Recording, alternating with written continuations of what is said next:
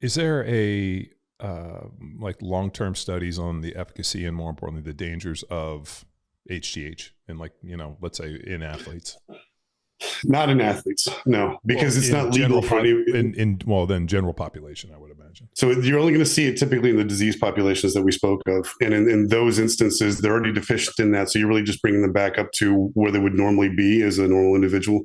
So in that case, they're relatively healthy throughout the remainder of their lives because it's whatever they've got is better than what they would have if they didn't have the HGH. Since it's not legal to prescribe that drug to normal individuals or athletes, at least within the United States, you're just not going to get a lot of studies here domestically. In Europe, there are a few. I cited a couple in my book specific to basically tendon repair.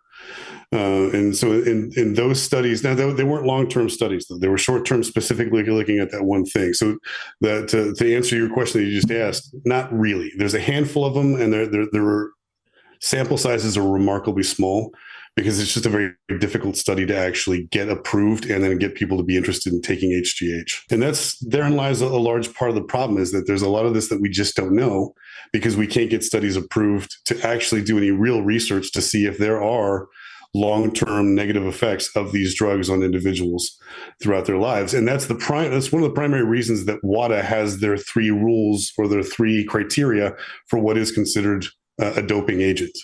Is the safety and health of the athlete. Well, if we can't determine if there's any ramifications in terms of the safety and health of the athlete long term, then we can't really state for sure that that particular criteria is relevant to any one of these drugs. Do you think it's about health? Do you think WADA and these other organizations are like it's about control?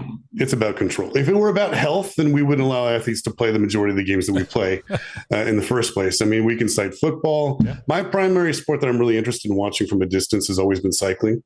And, you got guys flying down the Alps 60, 80 miles an hour in rain until the early 90s, no helmet.